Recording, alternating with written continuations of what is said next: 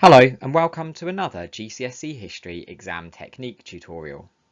In this video we're going to look at all three interpretations questions on paper 3. That's your Weimar and Nazi Germany paper. To get the most out of this video it might be worth doing some revision on the recovery of the Weimar Republic in the years 1924 to 1929 before you watch it. And remember, there are lots of content videos on our YouTube channel which will help you to do that. So we're going to look at the interpretations questions. These come as part of question 3 on the paper. Now you can see this particular question is divided into 4 parts, and you should do these questions in the order they are set on the paper. We're going to focus on 3B, 3C and 3D in this tutorial. So first up, let's look at question 3B. This is the comparing interpretations question. It's worth 4 marks and we're going to spend around 4 minutes on it. These are the two interpretations we're going to work on, so it might be worth pausing the video now and reading those for yourself before we go any further. Now question 3B will look a bit like this. We're asked to study interpretations 1 and 2. They give different views about the extent of German recovery in the years 1924 to 29. What is the main difference between these views? Now the first thing we're going to do is to underline or highlight the focus of the question. In this case, it's the extent of German recovery in the years 1924 to 29. So we're going to make sure that we focus on that in our answer. Now we're asked what the main difference is between these two views. My tip here is that we're looking for a big difference of opinion, not a tiny detail. So having read my two interpretations carefully, the big difference that I've spotted is this. Interpretation 1 seems to be arguing that the Weimar Republic recovered economically and politically in this period, whereas interpretation 2 is suggesting that the Weimar Republic did not recover and actually the economy remained quite unstable. And it's this big difference that I'm going to use to write my answer.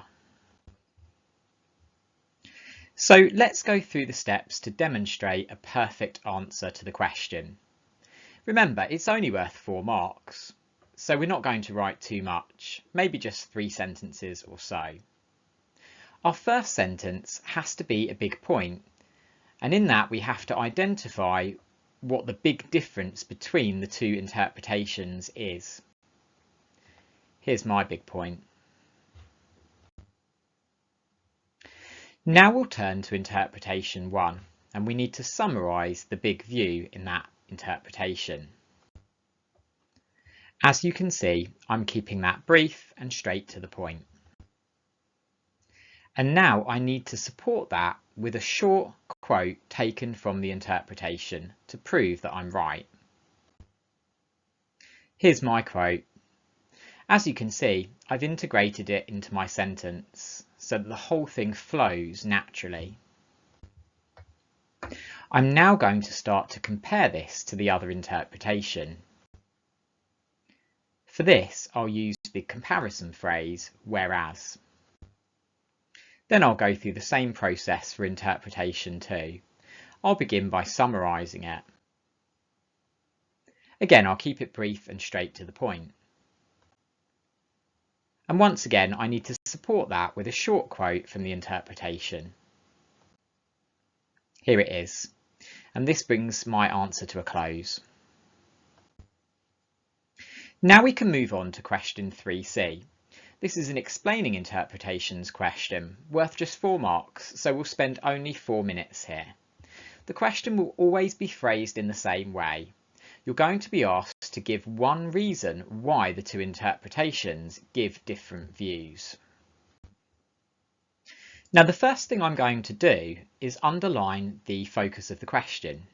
It's the same as the previous question. In this case, the extent of German recovery in the years 1924 to 29. We have to give one reason why the two interpretations say such different things. Now, my big tip to you here is that it has absolutely nothing to do with the provenance of the interpretations. In other words, we don't need to focus on who wrote the interpretation, when, or where it came from. Instead, we're given some really useful advice. We're told to use sources B and C in our answer, so we're going to use those sources to help us. So before we write, we need to prepare our answer. For that, we need to look back at source B and source C on the exam paper. Now, you will already have used these sources in an earlier question, so you will already be familiar with them.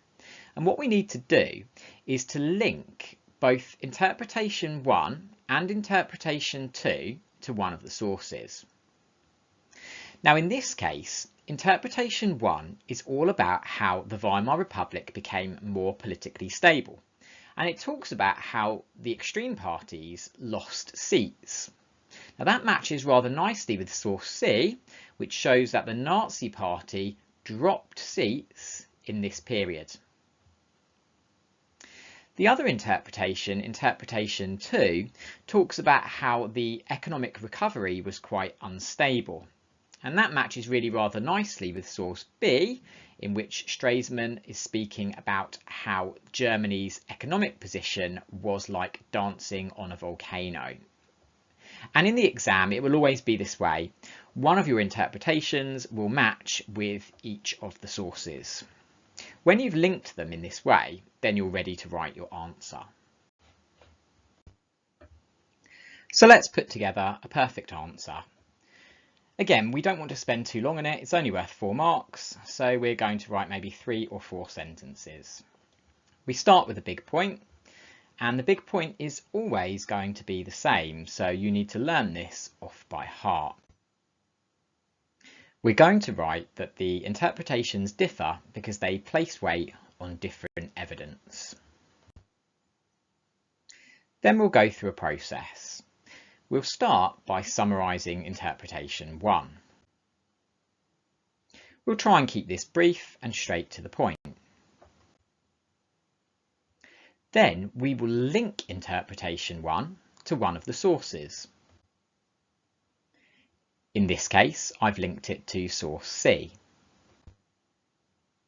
Then we'll quote from the source to prove that. In this case, the source is a set of statistics, so I can't include a direct quote, but I will give a specific detail from the source.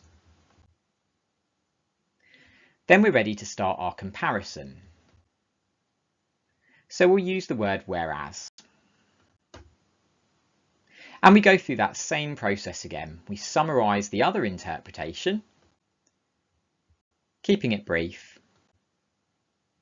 We'll then link that to a source, in this case source B, and we'll quote from the source.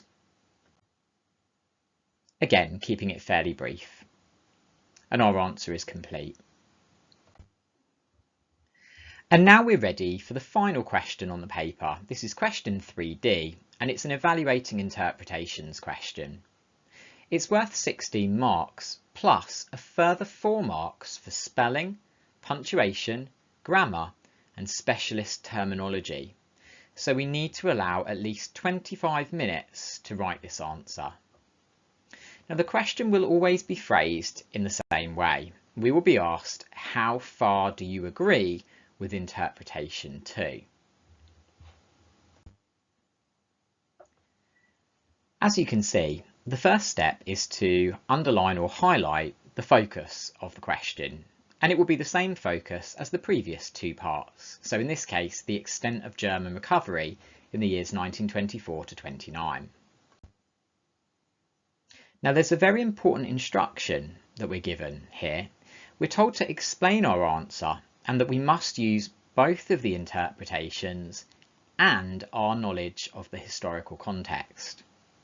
Now, what that means is, even though you were directed to interpretation 2 in the question, you must review both of the interpretations and debate which one you believe is the best. And in the course of doing so, you have to add your own knowledge into your answer, and I'll show you how to do that in a moment. Now, because the question is worth so much, we must plan our answer carefully before we start to write. When I say plan your answer, this is the kind of process that I mean. Firstly, you must prepare both of the interpretations. Now that means summarising them in a bullet point and underlining any important evidence in the interpretation. Now this could include key facts or details, or language which the historian has used to support his or her view. And then I recommend that you make a quick plan for your answer using a grid. I'll show you how to do that in a second. The final step before you begin to write is to make up your mind clearly which of the two interpretations you think is better. And when you've done that, you'll be ready to write. Let's see how this works in practice. We'll start with interpretation 1. First, I'll summarise it in a bullet point. Now that's really easy to do because I've already summarised this interpretation in the previous questions. Now I'm going to read the interpretation very carefully, and I'm going to pick out any key facts or details which the historian has used to support his or her viewpoint. I'll also look for any opinionated language which the historian has used. Now the first thing that sticks out for me is some opinionated language, because this historian believes the Weimar Republic was much stronger. And I'm going to investigate that phrase and think about whether or not I agree with it. I've also noticed this historian emphasises the work of Stresemann as being really important in helping the Weimar Republic to recover, so I could write about that in my answer. The historian points out that the parties, the political parties, worked together more successfully, and also points out that extreme parties won less seats. So that's a really important fact that the historian has used to support his or her argument. And lastly, the historian points out that German people were better off and more contented. Now I'm interested in that because the historian has sort of claimed that all German people were better off. And actually, I'm not sure whether that was the case, so I'm going to debate that in my answer. The next step is to plan my answer using a little grid. Now I'm going to draw a grid like this. In the exam, I'm going to need to be quick about this, so it's not going to look very neat. And I'm not actually going to write very much on it, so I'll write more here just to show you my thinking, but you probably will only be able to write a couple of words here and there on your plan. As you can see, it's got space for interpretation 1 and interpretation 2.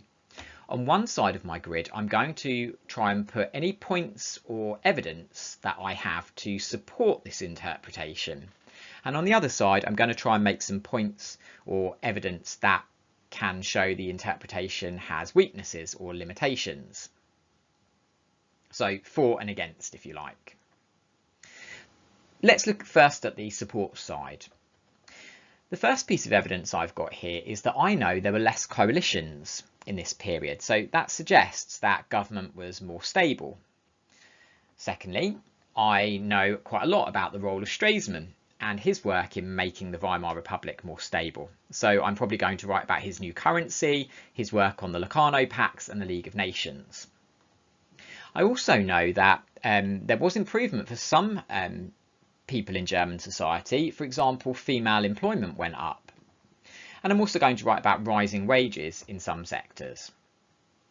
However, I also know that there are some problems with this interpretation. I can spot some things that I don't think the historian is quite right about. For a start, the historian writes about how the German people in general were better off and more contented, but actually I know that not everyone was better off. I know that middle classes ended up paying more taxes to pay for benefits, and farm workers didn't share in the improving wages.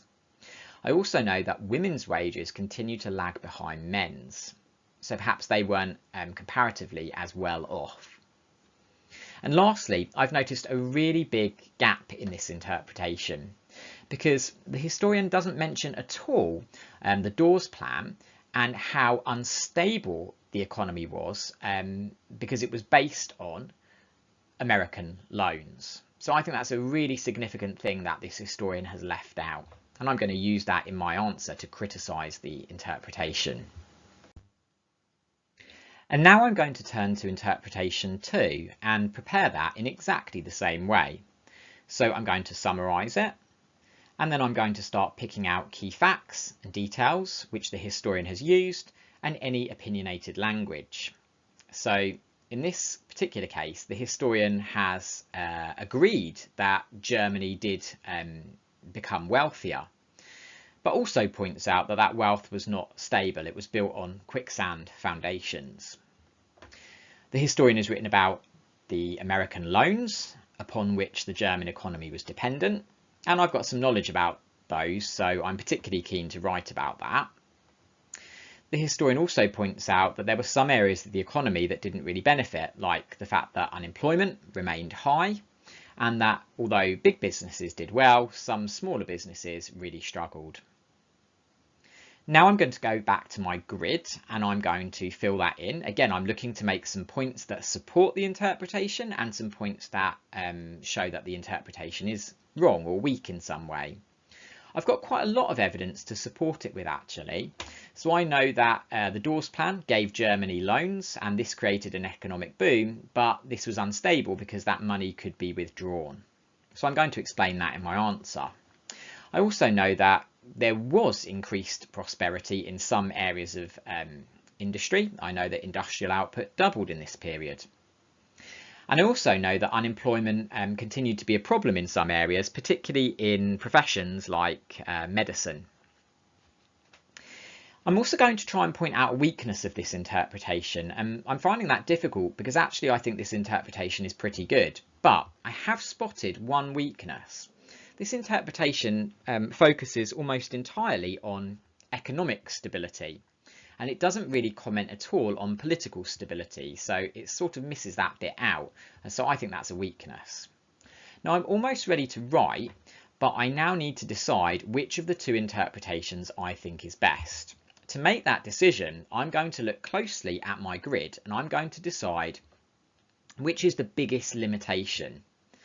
And although interpretation 2 does have a limitation in my eyes, I think the biggest limitation is that interpretation 1 doesn't mention at all the fact that the economy was dependent on this American money. So I think that's a really significant limitation. And therefore, I believe interpretation 2 is better. So I'm going to tick it before I start to write my answer, just to remind me, and that will help me to make sure that my answer follows a clear line of argument. Now, there's not a right or wrong way to structure your answer, and we can be a little bit flexible, but I'm going to give you a broad idea of how to lay your answer out. So my suggested answer structure is this. You're going to need an introduction. Keep it brief, summarise both the interpretations and say how far you agree with interpretation 2. After all, that's the interpretation that you were asked about in the question. And because that was the one that you were asked about, you're going to start your answer with your first main section, and in that section you are going to summarise, analyse and evaluate interpretation 2. I'll show you what that means in a second. Now you're going to write maybe 1, 2, perhaps even 3 paragraphs in that first main section, depending on how much time you have in the exam. Then you're going to turn to the other interpretation, interpretation 1, and you're going to follow that same structure. You're going to summarise it, analyse it and evaluate it. And then at the end, you're going to write a short conclusion with your overall decision about interpretation 2. That was the interpretation you were asked about in the question, and your winning reasons. So let's build a perfect answer. We'll begin with our introduction. We'll start by summarising the views in both interpretations. As you can see, we're going to keep this brief and to the point. And then we'll state our overall decision. How far do we agree with interpretation 2? Now that was my favourite interpretation of the two, so I'm going to agree with it to a significant extent. And now we're ready for our first main section. As we're focusing on interpretation 2 first of all, we'll summarise it again, keeping this brief. Then we're going to analyse the interpretation. Now what this means is we're going to go into the interpretation and pick out specific details, specific facts, or specific opinionated language which the historian has used. And because we have prepared our interpretations, we've already underlined those phrases. As you can see, we're going to quote from the interpretation, and then we're going to explain what the quote means. And we will do this more than once. As you can see, I'm repeating it a second time here, using the phrase furthermore. And if I've got time in the exam, I'm going to do this 2 or 3 times more. As you can see, in this case, I've gone for the phrase in addition, and I've then layered another quote from the interpretation on that and explained what it means. Now I'm going to evaluate the interpretation. This means I'm going to weigh up how far I agree with it. I'm going to try and show some balance here as well, so I will consider the strengths and also the limitations of the interpretation. To show that I'm starting my evaluation, I'll begin by using this phrase. And now I'm going to start to evaluate and debate the strengths and weaknesses of this interpretation. We should always start with the strengths. Now to do this, we need to use our own knowledge to support the interpretation. I want you to notice the phrase I've used. The interpretation is accurate, as we know that, and I'm going to bring in my own very specific and detailed examples to prove that the interpretation is right. I'm going to take time to explain my examples too and develop them. Now I'm limited in terms of space on this slide. In the real exam, I might be able to develop my points a little further. And I'm not just going to make one point to support the interpretation. I'm going to bring in as much knowledge and detail as I can to support what the historian has written. So here's another piece of knowledge that I'm using to support it. And I'm going to do that again here. Notice I've also got some really useful phrases for when you're adding another layer onto your evaluation. Words like furthermore. And now I'm going to balance my evaluation by including a limitation. Because this was my favourite interpretation, I am going to point out a weakness, but I'm also going to make clear that this hasn't changed my overall decision. So I'm using this phrase, even though. And finally, I finished the main section by reaching an overall judgment. How far do I agree with the interpretation? Now remember, in the actual exam, your main section may look somewhat longer than mine. You may have 2 or 3 paragraphs in which you consider the strengths and limitations of the interpretation. Now it's time to turn to the other interpretation, in this case interpretation 1. We're going to follow that same structure. So we'll begin by summarising the interpretation, and then we'll analyse it, taking out key quotes, details and facts, and explaining them in our own words. Remember, we do this more than once, using phrases like in addition and furthermore. And as you can see, I've done another example of that here. When we've done that, we're ready to evaluate the interpretation. In this case, I want you to look at my opening sentence very carefully.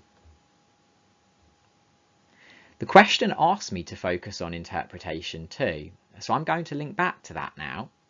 I'm going to say whether or not I agree with interpretation 1 more or less than interpretation 2.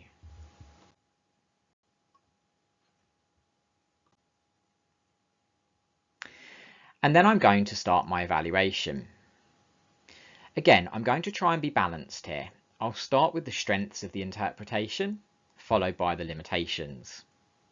Once again, it's the same pattern. I'm going to bring in my own detailed and specific knowledge, facts and evidence, and I'm going to explain carefully how they support the interpretation. Notice again my phrase here.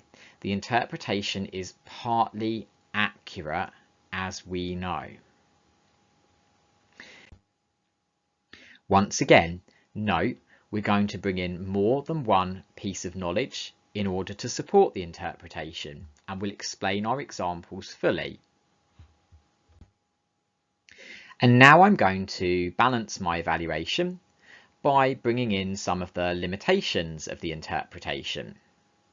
Now remember, interpretation 1 was my least favourite of the two, so I want to put forward a really good explanation of its weaknesses. As you can see, I'm using my own evidence on wages to try and prove that the historian's interpretation is wrong. And because the interpretation was my least favourite, I'm going to try and point out more than one weakness or problem with it. Again, I'm limited by space here, and in the actual exam, I would take a little bit longer to explain my weaknesses. And then when I finish doing that, I must reach a judgment on this interpretation, stating clearly whether or not I agree with it more or less than interpretation 2.